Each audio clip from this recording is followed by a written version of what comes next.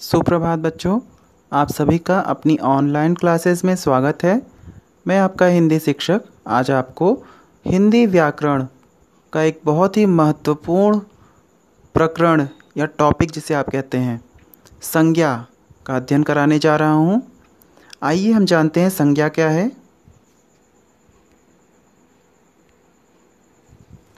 संज्ञा किसी व्यक्ति, वस्तु, स्थान और भाव के नाम को संज्ञा कहते हैं। जैसे राम कल कानपुर खिलौने खरीदने गया। अब यहाँ पे इसने कहा है कि किसी व्यक्ति, वस्तु, स्थान और भाव के नाम को, अर्थात किसी व्यक्ति का नाम हो, किसी वस्तु का अथवा किसी स्थान का नाम। तो यहाँ पे हम देख रहे हैं राम क्या है, एक व्यक्ति का नाम है, तो ये संज्ञा है। कानपुर क्या है, एक स्थान का नाम है, ये भी संज्ञा है। और खिलौने, खिलौने क्या है, एक वस्तु है, तो ये भी संज्ञा है। इस तरह से इस वाक्य में राम, कानपुर, खिलौना ये संज्ञा है। अब आता है संज्ञा के भेद। संज्ञा के भेद मुख्यतः तो 3 होते हैं और अगर कुल पूछें तो 5 होते हैं। तो मुख्य रूप से संज्ञा के 3 भेद कौन कौन से हैं? पहला है व्यक्तिवाचक, दूसरा जातिवाचक और तीसरा भाववाचक। इसके बाद जो जातिवाचक है उसी के अंतर्गत 2 भेद और आते हैं, द्रव्यवाचक और समूहवाचक। समूहवाचक को ही समुदायवाचक भी कहते हैं।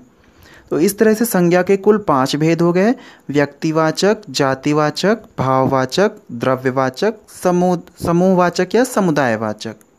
अब हम एक एक संज्ञा के भेद का अध्ययन कर लेते हैं। पहला नंबर व्यक्तिवाचक संज्ञा। व्यक्तिवाचक संज्ञा क्या है? जो शब्द किसी विशेष व्यक्ति, वस्तु, स्थान का बोध कराते हैं वो व्यक्तिवाचक संज्ञा कहलाते हैं। ठीक है, अर्थात किसी विशेष व्यक्ति, वस्तु, स्थान का बोध कराने वाले शब्द ही व्यक्तिवाचक होते हैं। जैसे सोहन आगरा जाएगा, रामायण एक पवित्र ग्रंथ है, दिल्ली भारत की राजधानी है। यहाँ पे हम देख रहे हैं कि बोला गया है कि किसी विशेष व्यक्ति, वस्तु, स्थान का बोध। तो यहाँ पे सोहन क्या है? सोहन एक व्यक्ति का नाम बता रहा है, किसी विशेष व्यक्ति की बात कर रहा है, तो सोहन विशेष व्यक्ति हो गया। आगरा विशेष स्थान का नाम हो गया।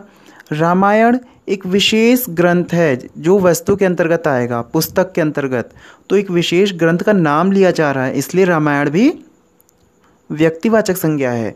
इसके अतिरिक्त दिल्ली और भारत भी विशेष स्थान के नाम हैं, इसलिए ये भी व्यक्तिवाचक संज्ञा के अंतर्गत आएंगे। इन वाक्यों में रेखांकित शब्द व्यक्तिवाचक संज्ञा है, अर्थात जैसे सोहन, आगरा, रामायण, दिल्ली, भारत, ये सब क्या है? व्यक्तिवाचक, क्योंकि ये एक विशेष व्यक्ति, वस्तु अथवा स्थान का बोध करा रहे हैं। अगले नंबर पे चलते हैं, जातिवाचक संज्ञा। जातिवाचक संज्ञा क्या है?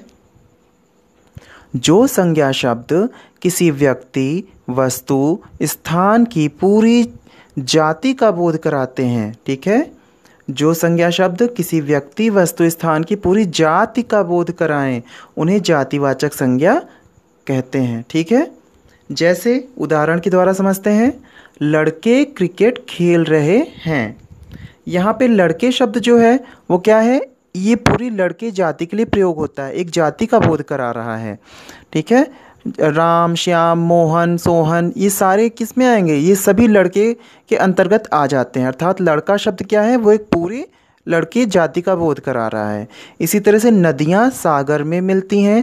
यहाँ पे नदियाँ जो है वो क्या है? सभी नदियों के लिए कॉमन रूप से प्रयोग होता है। और आप अंग्रेजी में जातिवाचक संज्ञा को क्या कहते हैं? Common noun. तो नदी शब्द सभी नदियों के लिए कॉमन रूप से यूज़ होता है, इसलिए ये कॉमन नाउन है, यानी जातिवाचक संज्ञा है। सागर, सागर भी क्या है? सभी सागरों के लिए कॉमन रूप से यूज़ होता है, इसलिए ये भी जातिवाचक संज्ञा हो गया। अगला उदाहरण, मेरी पुस्तक में अनेक कहानियाँ हैं। ठीक है, मेरी पुस्तक में अनेक कहानियाँ हैं। यहाँ पे पुस्तक शब्द भी क्या है, जातिवाचक है, क्योंकि पुस्तक में अनेकों प्रकार की पुस्तकें आती हैं। सभी प्रकार की पुस्तकें पुस्तक के अंतर्गत आती हैं। जब हम किसी विशेष पुस्तक का नाम लेते, जैसा कि हमने व्यक्तिवाचक में लिया था रामायण, तो रामायण क्या है, एक विशेष पुस्तक का नाम लिया था, वो व्यक्तिवाचक है। और अगर हम पुस्तक केवल कहते हैं तो पुस्तक में तो सभी पुस्तकें आती हैं, तो वो जातिवाचक हो जाएगा पुस्तक शब्द। इसी तरह से कहानियाँ, यदि हम किसी विशेष कहानी का नाम लेते हैं, जैसे कि प्रेमचंद की पूस की रात, कहानी बहुत ही मन को छू लेने वाली कहानी है, तब इस वाक्य में प्रेमचंद की पूस की रात, ये जो कहानी का नाम है, ये व्यक्तिवाचक संज्ञा हो जाएगा, क्योंकि हम एक कहानी, पर्टिकुलर कहानी का नाम ले रहे हैं।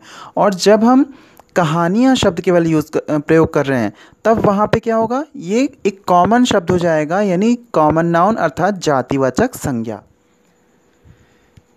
तो इस तरह से ऊपर लिखे हुए वाक्यों में जो भी रेखांकित शब्द हैं वो सब क्या हैं, जातिवाचक संज्ञा हैं।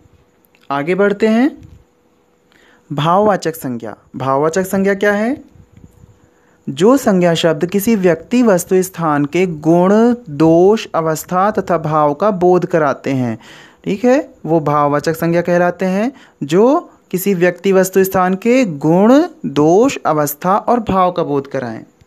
जैसे मेरे चारों ओर हरियाली है, यहाँ पे हरियाली जो है वो क्या है, प्रकृति की एक अवस्था है। जैसे कि हरियाली, सूखा, पतझड़, ये सब प्रकृति की अवस्था हैं। तो यहाँ पे हरियाली शब्द अवस्था का बोध करा रहा है, तो ये भाववाचक संज्ञा हुआ। अगला उदाहरण, बुढ़ापे में कमर झुक जाती है। यहाँ पे बुढ़ापा जो है वो मनुष्य की अवस्था को प्रदर्शित कर रहा है, तो बुढ़ापा भी क्या हो गया, भाववाचक संज्ञा। आगे है, मैं अपनी माँ से बहुत प्रेम करता हूँ। यहाँ पे प्रेम शब्द जो है ये मन के भाव का बोध करा रहा है, ये मन का भाव है, तो इसलिए ये भी भाववाचक संज्ञा हो गया। तो इस तरह से इन वाक्यों में रेखांकित शब्द भाववाचक संज्ञा हैं। अगला नंबर आता है द्रव्यवाचक संज्ञा का। द्रव्य का अर्थ होता है पदार्थ। जिन शब्दों से किसी पदार्थ या धातु का बोध हो उन्हें द्रव्यवाचक संज्ञा कहते हैं। अर्थात द्रव्यवाचक संज्ञा में कौन कौन आते हैं, एक तो द्रव्य यानी जितनी भी लिक्विड चीज़ें होती हैं, जैसे कि दूध, दही, घी, तेल आदि, और दूसरे धातु, धातु यानी मेटल जिसे आप इंग्लिश में कहते हैं, तो मेटल जितने होते हैं, धातु जितनी होती हैं, वो सब भी द्रव्यवाचक में आएंगी। जैसे कि लोहा, तांबा, सोना, पीतल, ये सभी चीज़ें द्रव्यवाचक में आएंगी। इसके अतिरिक्त मिट्टी भी द्रव्यवाचक में आएगा। जैसे मेरे पास सोने की चेन है, यहाँ पे सोना जो है वो क्या है, द्रव्य का बोध करा रहा है, इसलिए ये द्रव्यवाचक संज्ञा है। नेक्स्ट, किसान मिट्टी का घर बनाता है। यहाँ पे मिट्टी शब्द जो है वो भी पदार्थ का बोध करा रहा है, तो ये द्रव्यवाचक संज्ञा है। आगे, तांबे के बर्तन में पानी पीना चाहिए। यहाँ तांबा जो है वो एक धातु का बोध करा रहा है, तो ये भी द्रव्यवाचक संज्ञा होगा। आगे आता है समुदायवाचक संज्ञा। जिन शब्दों से किसी समूह या समुदाय का बोध हो उन्हें समुदायवाचक संज्ञा कहते हैं। अर्थात ग्रुप का, जिसे आप इंग्लिश में ग्रुप कहते हैं, उसी तरह समूह, उसी का हिंदी रूप है समूह। तो समूह या समुदाय का बोध कराने वाले शब्द समुदायवाचक संज्ञा के अंतर्गत आते हैं। जैसे कक्षा, सेना, गुच्छा, मेला, परिवार, भीड़, झुंड आदि। तो आप देखिए कक्षा जो है कभी भी एक बच्चे से नहीं बनती है, कक्षा कई बच्चों का एक समूह होता है। सेना भी कई सैनिकों का समूह होता है, उसे हम सेना कहते हैं। एक सैनिक होगा तब उसे हम सैनिक कहेंगे, उसे हम सेना नहीं कहेंगे। जब बहुत सारे सैनिक मिल जाते हैं तब वो सेना बनती है। तो सेना भी ग्रुप का बोध करा रहा है, समूह का बोध करा रहा है।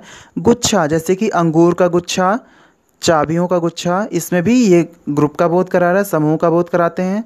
मेला, मेला भी क्या है, लोगों के एक समूह का बोध है। परिवार, परिवार में भी एक सदस्य से परिवार नहीं बनता, बहुत सारे लोग मिलते हैं तब जा कर के एक परिवार बनता है। इसी तरह से भीड़ और झुंड आदि शब्द भी समुदायवाचक है। तो आशा करता हूँ आपको संज्ञा अच्छे से समझ में आया होगा। नेक्स्ट वीडियो में फिर मिलते हैं, तब तक के लिए धन्यवाद।